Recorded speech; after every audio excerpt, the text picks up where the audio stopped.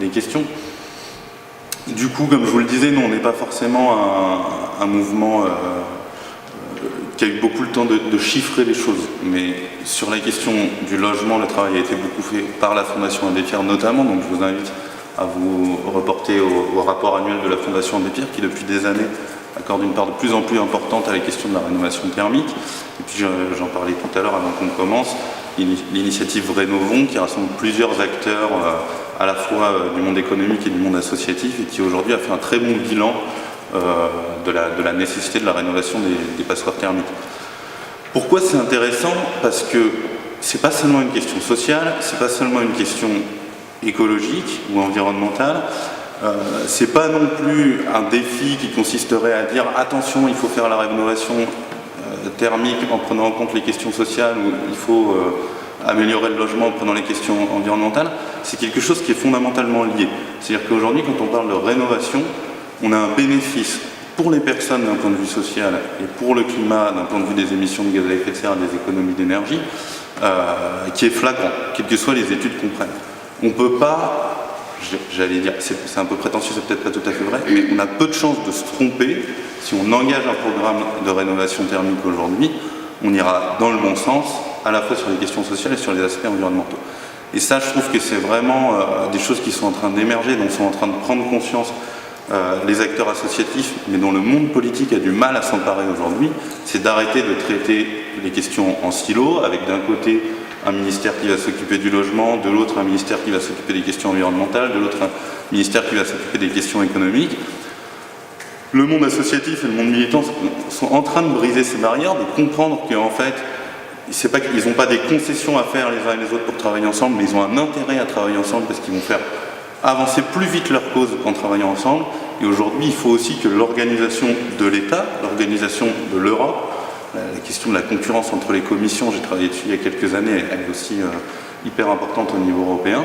Il faut qu'ils prennent conscience de la même chose. On a un rôle à jouer aussi pour les obliger à considérer ces enjeux comme des enjeux transversaux et pas comme des enjeux spécifiques.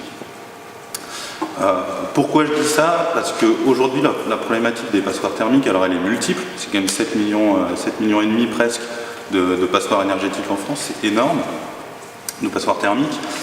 Leur rénovation, elle tient à la fois à la question de l'isolation, du bâti. Donc là, on hérite d'une politique de construction qui a joué sur l'économie pendant des dizaines d'années et qui pose des problèmes. Et puis au type de chauffage. Quel chauffage on a installé, la problématique du chauffage électrique aujourd'hui, qui est trop consommateur, avec lequel on a du mal aujourd'hui à produire des bâtiments à basse consommation. Et cette question, elle se répercute sur le portefeuille des ménages et sur la qualité de vie des personnes qui vivent. Donc aujourd'hui, on a besoin d'un plan de rénovation. Alors, il a été chiffré par l'initiative Rénovons à 500 000 rénovations par an. C'est important, c'est substantiel, mais en termes de gains d'énergie, de gains économiques et de gains énergétiques, ça vaut largement le coup. Et ça représente quand même un peu plus de 6 millions d'équivalents de tonnes équivalent carbone. CO2, pardon, de tonnes équivalent CO2, ce qui représente plus de 10% de la consommation énergétique aujourd'hui du secteur résidentiel, qui est quand même un secteur important. Donc on a un vrai enjeu là-dessus, et c'est clair que ça fait des années qu'on le dit.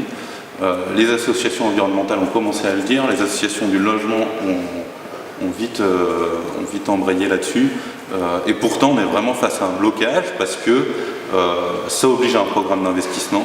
Ça doit être un programme d'investissement mixte, c'est-à-dire que ça doit être de l'investissement public et de l'investissement privé.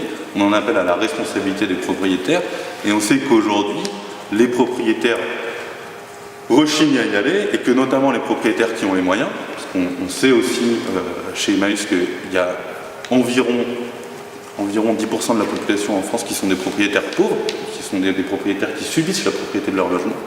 Et en fait, en jouant sur la précarité d'une minorité de propriétaires, les lobbies, ou en tout cas les organisations de propriétaires, parviennent à reculer toujours l'échéance qui les obligerait à investir dans la rénovation. Donc ça, c'est vraiment important aujourd'hui de dépasser ces blocages. On demande par exemple aujourd'hui que le droit à un logement et le droit à un logement digne soient considérés à égalité avec le droit de propriété en France. Et ça, c'est vraiment important, parce qu'aujourd'hui, les arbitrages, ils se heurtent à ce problème-là, c'est que le droit de propriété il est absolu, il est indéboulonnable, et c'est souvent lui qui est opposé au droit au logement ou au droit à l'habitat digne dans les arbitrages, y compris quand il s'agit de décider d'une loi ou de la constitutionnalité d'une loi. Donc là, il y a un vrai chantier juridique intéressant à mener. Voilà pour la question du logement. J'ai peut-être d'autres choses à dire, mais ça pourra revenir dans la question. Sur la question du réemploi, c'est intéressant aussi, parce que en gros, le recyclage, il a commencé beaucoup de manière informelle. D'ailleurs, Emmaüs n'était pas les premiers. Emmaüs s'est inspiré de ce qui était le travail des chiffonniers, qui était un travail de réemploi existant.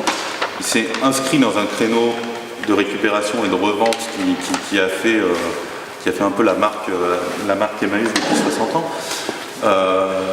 Et petit à petit, on s'est aperçu que ce réemploi, il était intéressant, il était important. Alors avec des pas en avant et des pas en arrière. Je peux parler par exemple d'un créneau sur lequel on est peu investi aujourd'hui, mais qui nous frappe, qui est la question du recyclage du verre. On est passé de la consigne à la refonte et à la reproduction de bouteilles en verre, aujourd'hui fortement questionnable comme système d'un point de vue économique et d'un point de vue écologique, et qui pourtant est arrivé à un moment donné où on avait une filière de consigne qui était fonctionnelle. Aujourd'hui, il faudrait revenir sur le système de retraitement du verre. Donc ça, c'est des problématiques qui n'ont pas été appréhendées au bon moment et sur lesquelles il faut se questionner aujourd'hui. Aujourd'hui, il y a 3 grandes filières de réemploi distinctes qui commencent à être réglementées. Le paquet économie circulaire est en cours de discussion au niveau européen.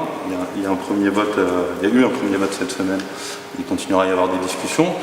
Il y a la filière textile, qui est à la fois la plus commune aujourd'hui, puisqu'il y a énormément d'opérations, y compris informelles, à travers des braderies, des vides-greniers, etc., de recyclage du textile, et en même temps une des plus problématiques, parce que les déchets ultimes de la filière textile, aujourd'hui, on a du mal à trouver un moyen de les valoriser correctement. Alors, à ce compte-là, je pourrais vous envoyer la documentation. Il y a le Relais, qui est des entreprises d'insertion membres du réseau Emmaüs, qui a développé notamment des systèmes d'isolation, de production de laine d'isolation à partir des déchets ultimes de la filière textile. Donc ça, c'est encore un moyen d'optimiser, y compris pour l'isolation, ces filières-là. Il y a un grand enjeu aujourd'hui émergent qui est la question des déchets électroniques. On parlait tout à l'heure du problème de l'extractivisme, etc. C'est en train de se mettre en place, ça reste beaucoup de la niche, notamment les gens ont du mal à savoir où est-ce qu'ils peuvent apporter leurs déchets électroniques. Il y a aussi une espèce d'habitude qui n'a pas changé, c'est-à-dire qu'en fait les modes de consommation des produits électroniques ont changé.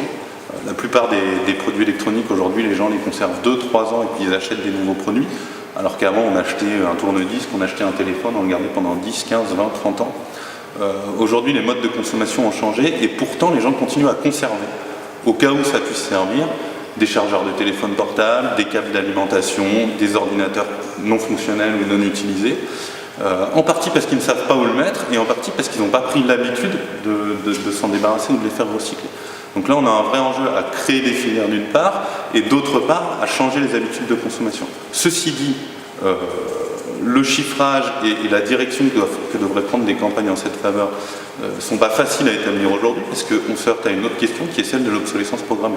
Est-ce qu'on accepte cette modification des pratiques et que du coup on met en place des filières de recyclage plus automatiques et plus efficaces, ou est-ce qu'on résiste à cette dynamique en essayant de revenir sur cette surconsommation des produits électroniques pour créer des produits électroniques qui sont plus faciles à réparer, plus faciles à réutiliser ou tout simplement qui tombent moins vite en panne.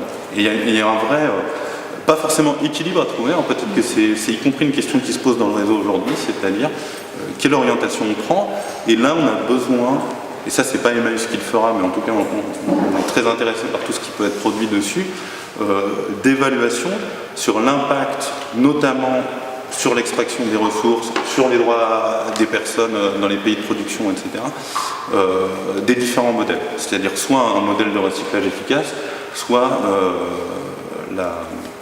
la pérennisation des appareils électroniques, l'utilisation d'autres matériaux, le développement d'alternatives technologiques, etc. Donc ça, c'est vraiment un enjeu important sur lequel on essaie de lancer des initiatives pionnières à travers Emmaüs Connect, à travers les ateliers du bocage qui font déjà du réemploi, mais sur lesquels on a peu de visibilité prospective, parce qu'aujourd'hui, il y a des études de qualité qui sont produites, mais on manque encore de connaissances sur la filière. Et puis le troisième volet, c'est le volet ce qu'on appelle des déchets d'ameublement. Alors le terme déchet est en débat, mais en tout cas, et justement on essaie de dire qu'un meuble qui n'est plus utilisé n'est pas forcément encore un déchet tant qu'il peut être réutilisé en tant que meuble. Et là, alors moi, ça raccroche avec tout le travail que j'ai fait sur la question des forêts, c'est-à-dire notamment les meubles en bois, qui restent quand même une grande partie du consommable, sur lequel on a la problématique du réemploi. Alors là, il y a plusieurs choses, c'est-à-dire comment on les valorise, comment on évite la concurrence avec les filières qui se développent de production d'énergie à partir des déchets bois. Et donc là, la définition du déchet est importante. À partir de quand un meuble doit être broyé pour faire de la plaquette, ce qui est une solution, et à partir de quand il vaut mieux le réutiliser pour éviter qu'un nouveau meuble soit produit. Meuble qui est produit aujourd'hui principalement soit à travers du résineux qui est planté en monoculture au détriment des forêts de feuillus en Europe, soit à partir de bois importés, que ce soit du bois en monoculture ou du bois issu des forêts tropicales. Donc là on a un vrai problème une vraie question de filière. Et puis l'autre problème, c'est le problème de la qualité des meubles. Là on rejoint un peu la question des déchets électroniques, c'est-à-dire aujourd'hui une production et une consommation de meubles qui changent, une tendance à réaménager un appartement à chaque fois qu'on s'y installe ou qu'on s'y réinstalle, avec des meubles dont la durée de vie est de quelques années, quand elle était de plusieurs dizaines d'années au siècle dernier, et où on va mettre le meuble sur le trottoir. Le meuble il est plus ou moins réutilisable. Aujourd'hui on voit bien à Emmaüs en tant qu'acteur du réemploi qu'on est de plus en plus confronté à des propositions de dons de meubles qui ne sont pas forcément âgés, qui n'ont pas forcément subi de mésusage et qui pourtant sont difficilement revalorisables. Parce qu'en fait on va pas pouvoir les réparer parce que le bois n'est pas de bonne qualité, ou on ne va pas savoir les réparer parce qu'ils ne sont pas réparables. Donc, on est en train de développer des nouvelles filières de réemploi. On réutilise les parties du bois qui sont réutilisables pour construire d'autres meubles. Mais c'est clair qu'une étagère produite aujourd'hui et déposée chez Emmaüs aujourd'hui, elle n'est pas forcément de la même qualité qu'une étagère il y a 20 ans. Et du coup, on ne va pas pouvoir forcément la revendre en tant qu'étagère. Ça, c'est une vraie question aussi.